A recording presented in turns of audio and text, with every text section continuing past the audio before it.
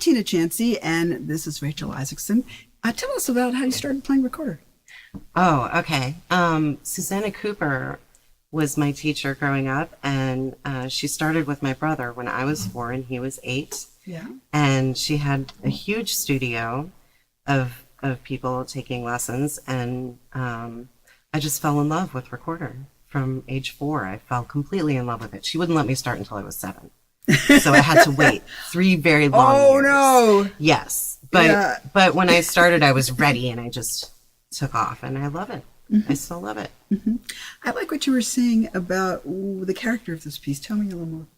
So I think this is a really angry piece, and I love it. You know, I'm not an angry person, but sometimes to have an opportunity to safely express anger is a really fun thing. Yes, it is. Yes, it is. You don't hurt anybody. Nobody dies. Yeah. So, right. So, so I'm really enjoying putting some into this piece, and just, the beginning especially feels to me very strong. Yeah, actually we talked about it. I was saying that I liked that extra separation, more articulation. And I meant to do more than I did. But well, what would you do? How would you do it differently? In fact, the G, it starts on a G, and to have a very strong G on this instrument, it's working quite nicely without it. But I like to say that often you can add a finger. I just think this is a really helpful tip. I just learned it recently. So either 1, 2, or 3 on the right hand, depending on the instrument. If you want a really strong attack. So what does that do? It kind of stabilizes it? It stabilizes the tone a little bit, because G is often very sharp. So if you want a strong G, especially a starting note, as opposed to, is quite a bit sharp, even on this. Yeah. Although it's worse on most instruments. So this why is it different on that, by the way? This is a 415 alto.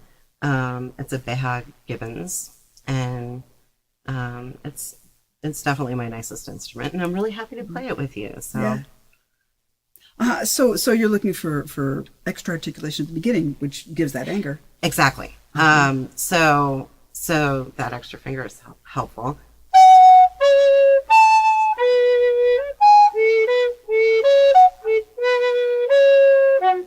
And I didn't anticipate how much you really join me. You're angry too in your part. Hey, my job is to mirror what you do. Yes, but so there were parts of it that I thought, as I've been playing it as a solo, I thought would be sweeter, and we talked about that, and they're not really, because I'm doing the other stuff. Right. Yeah. Right. So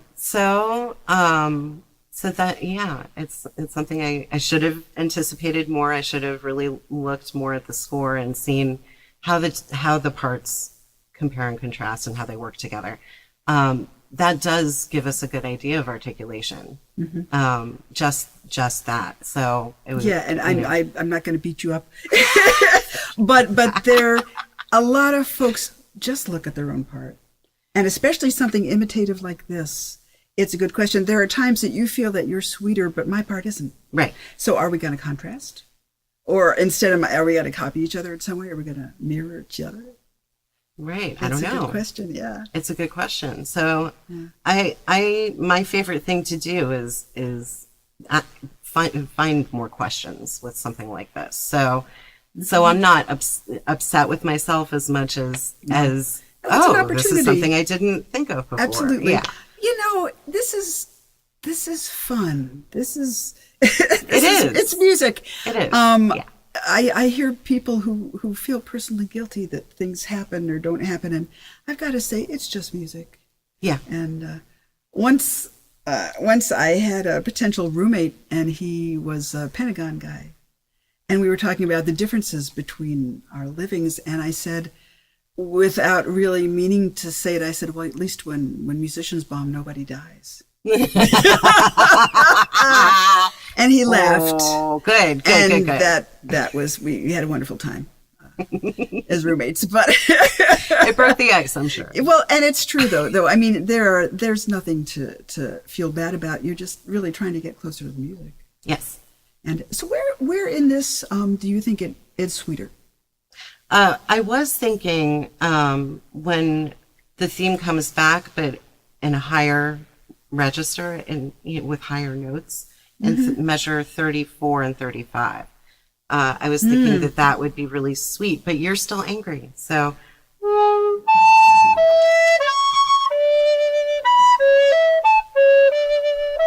By myself, that part just kind of, I feel like in that part of the range. Let me see if I could play it sweeter. Oh, okay. Oh, okay. Can we start on the downbeat to 35? Sure. Okay.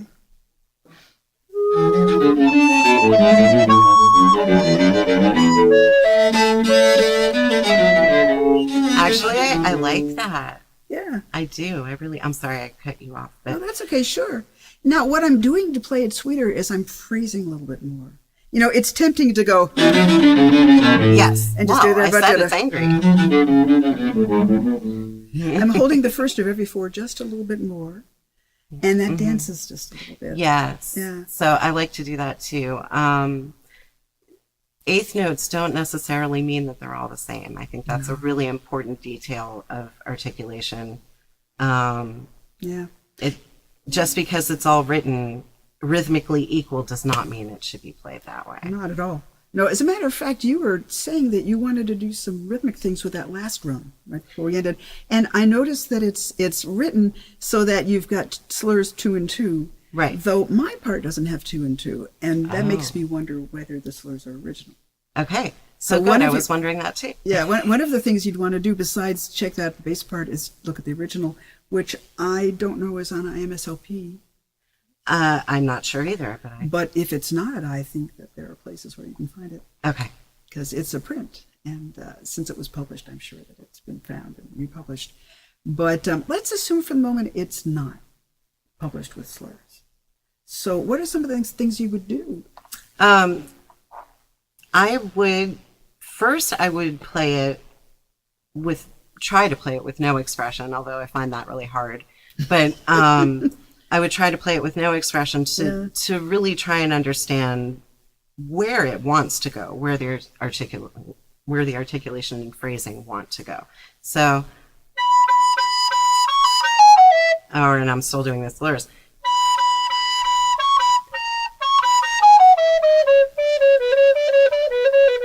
It's really hard. It's hard, isn't it?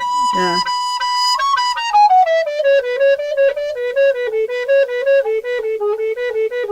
And I'm a little beady in my playing. I've been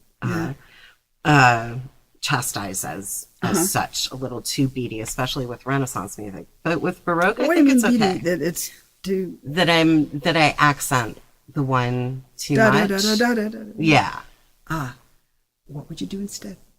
Oh God, that's what I have difficulty with. Let's experiment. With. Okay, choose something and exaggerate it. Okay. Choose something and exaggerate it. So, how about the 2, just the second beat? Okay. So, that's hard.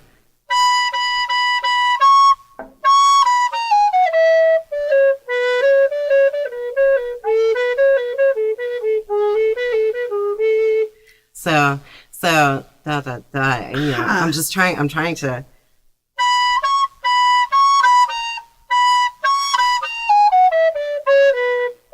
Nope.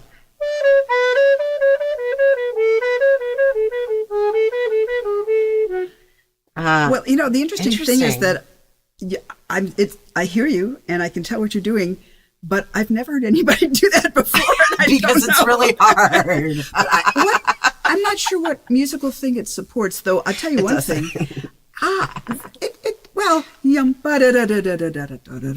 Although the 2 is the bottom note of these little runs when we get to those. So, and that note is actually kind of important there. But I wouldn't express it that way. How about, I have an alternative for you. How about, how about that? Because that's what I want to do. So.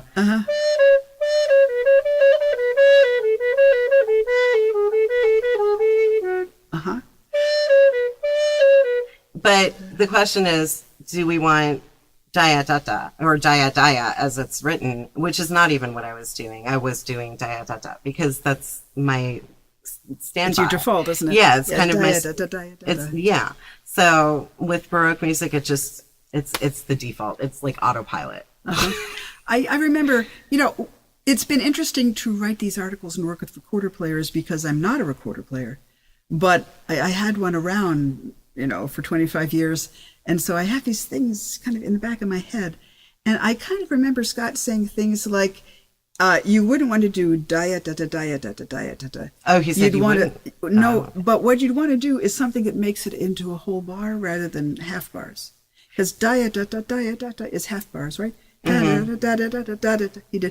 He'd do some intermediate articulation in the middle that would still be long but wouldn't be dia. Okay.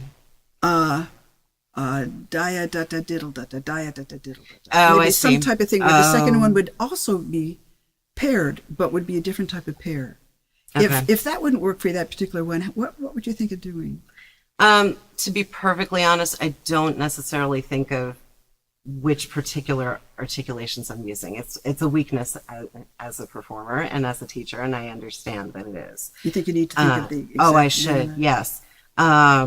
Well, to at least know exactly what I'm doing would be a good thing. Well, maybe, though I had one recorder lesson with Shelley Gruskin, Okay. who basically told me to scat sing the music. Yeah. So, and that's kind of how I feel about it too. I mean, Yeah. it's not that I'm doing everything da da da da da da. I just mean that I'm grouping the first two eighth notes and separating the second two just a little bit, but not the same way every time. I try not to. Well, try this on purpose, which is, and it's a dia ta ta dia ta ta dia ta ta dia ta ta. Try that. So you notice you got the same consonant, but you have a different vowel. And I remember Scott doing that as a way of pairing things without changing them a lot. What would that sound like? I don't know. Let's see. You can slow down is fine. Okay, so I have to think about it for a second. Yeah.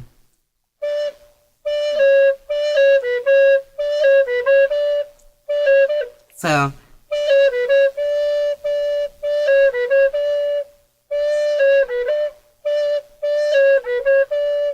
it's a difference of that second, the second beat in that measure, or the third beat, really, the second strong beat, of that one being an E as opposed to, yeah. So it's dia ta ta dia ta ta dia ta ta dia. It's more about the space in your mouth. And it's e. Right. So that's kind of how I think of articulation, or that's how I interpret articulation and how I play is how much space does it require. I don't think so much about what part of the tongue I'm using necessarily. I think more about the space. Right. I think it's important, and I've been pushing for people to be thinking about what they're doing, but when push comes to shove, you just do it. Yeah. Exactly. So if I asked you to make that more into a whole bar thing rather than what would you do? How would you play it? So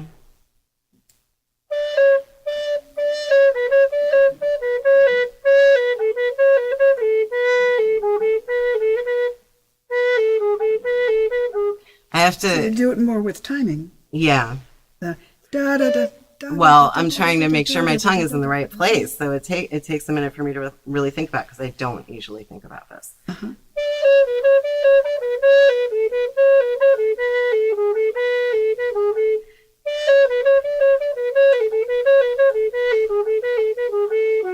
That works. And it sounds like it's a whole bar word. Yeah. Great. So, and yeah, it's a good point. It's a very good point. How does that go with the mood that you want to create there? Is this still angry, or is this maybe? This is kind of like grumbling, Okay, so it's grumpy rather than right. So he's not kind of stomping around like he was at the beginning, but he's just kind of, tossing stuff around with his hand, maybe, as opposed to his feet.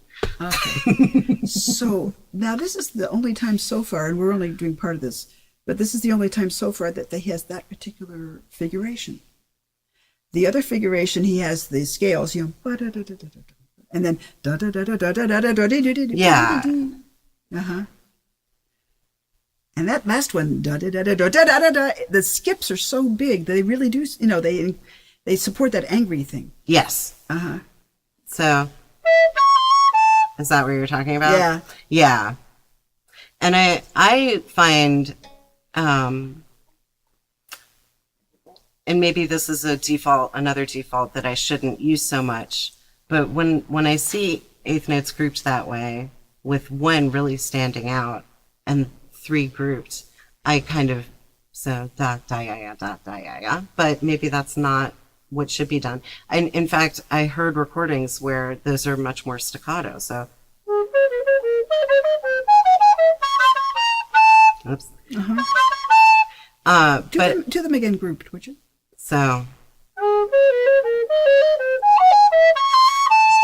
I like it better. Well, you get to choose. Yes. Yeah, but also, if you've got a concept, which it sounds like you've got for the piece, you're going to choose things that support that concept. Yeah. And I personally don't like the more separation, short articulation things, because I like to bring out when the intervals are different. I'm from the Albert Fuller, when you've got diatonic, it's not dramatic, but every time that you get a bigger skip and a bigger skip, it gets that much more dramatic. Right. So when you've got a sixth, I mean, that's big. After you've been doing things that are going, you got a fourth and a minor sixth and then a major sixth, and that gets bigger and bigger. And so to me, that should be brought out. And then when you have a jump and then something that doesn't jump at all, that I make that smooth and the jump not smooth. Right. So I think there's plenty of reasons. And isn't that nice that there's no wrong or right about this? It's wonderful, isn't it? Yeah. I think it's my favorite part is, being confident and comfortable in the fact that, I'm sure there is, as you said, an original that I could find somewhere that would have It'll better tell you stuff. Yeah. that would give me a better idea of what the composer really envisioned. But this is what I have in front of me, and I can kind of do whatever I want with it. I mean, it's as I've heard people say, it's a skeleton, and it's just paper, but we bring it to life. I got two more questions for you. Yeah. One is, so what are you going to do with the repeated notes? How do you articulate those to bring out that energy? That's actually, I'm really glad you asked that. So it's a question of, with recorder, as everybody I'm sure who's watching this knows, dynamics aren't really possible. Not as useful as other things, yeah. Right. So how we accomplish that is with articulation and with either separation or connection. And to get that really marcato at the beginning is one thing. That's one, style of articulation you have to get used to. But then there's also da da da da da da da da. So it really should be da da da da, lengthening. not just staccato and then legato, as a lot of people want to think of it. Oh, this is staccato, this is legato. So it's not ba. No, but actually, it's in effect a crescendo. That's how we crescendo. Yeah. Show me. So.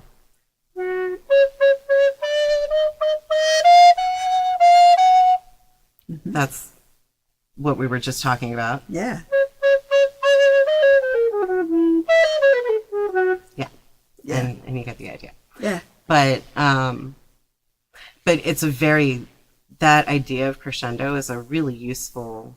Yeah, I'd never really heard that, but it's a great idea. So you crescendo by making notes longer. Yeah. So it's nothing to do really with how you started. Well, it is, because that first note does have to be lighter and really separate from, so.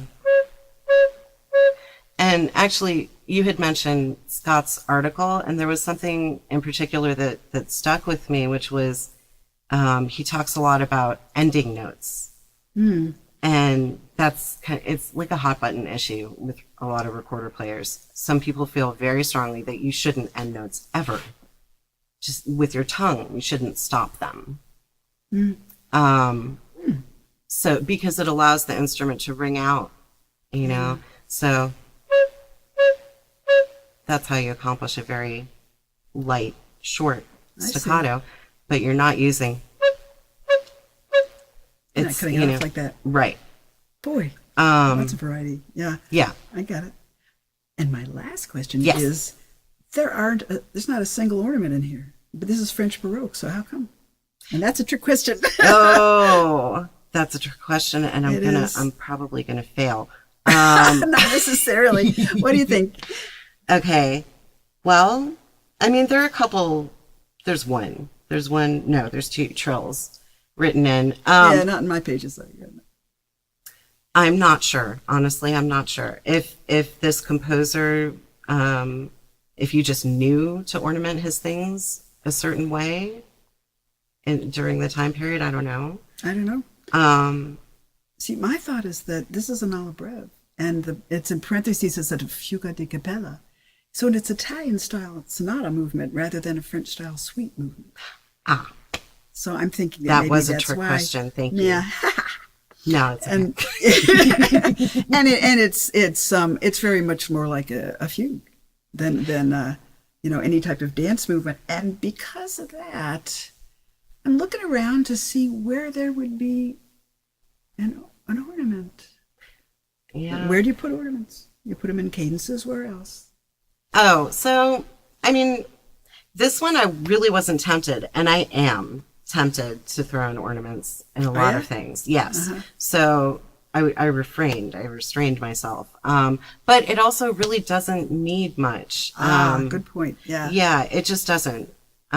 It's emotional enough and strong enough that ornaments would detract from that, I think. Too many of them, especially. And it's very busy. Lots of notes happening. And most of the notes that are happening are important. They're well planned. Yes. To be either the beginning of the fugue or the counter subject, or so it's not like anything's wasted. I'm really glad you pointed out the fact that it's a fugue, because I didn't really notice that either.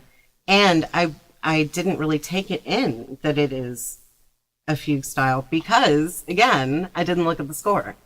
So I wouldn't have gotten that without looking. Probably not. A lot of times that things start that way. The alla breve. Oh, what does it mean with the alla breve? What does it tell you? It's short, doesn't it? No. Well, I think the fact that it starts with half notes. What's the Handel piece? And with his something we are. So it's the same type of alla breve movement. It's in 2 rather than 4. And that's got to tell you something too. Yes. So 1, 2, 2, 2, 2. And so the fact that the counter subject is boom, boom, boom, boom, is such a nice rhythmic change. I mean, this is one of those pieces, talking schmirk, which I tend to do. I think it's one of those pieces that it's the rhythm. Yeah. And the counterpoint rhythm that is really the thing on which the piece is constructed. I mean, harmonically, it's great. It goes to lots of good places, and there's nothing wrong with the melody, but it's perky, And I think the things that you're doing with the notes to get the character there play on that perkiness. It's hard enough to those bass notes. Gosh, I'm also thinking. I was trying to think of where I would put ornaments. So yeah, where?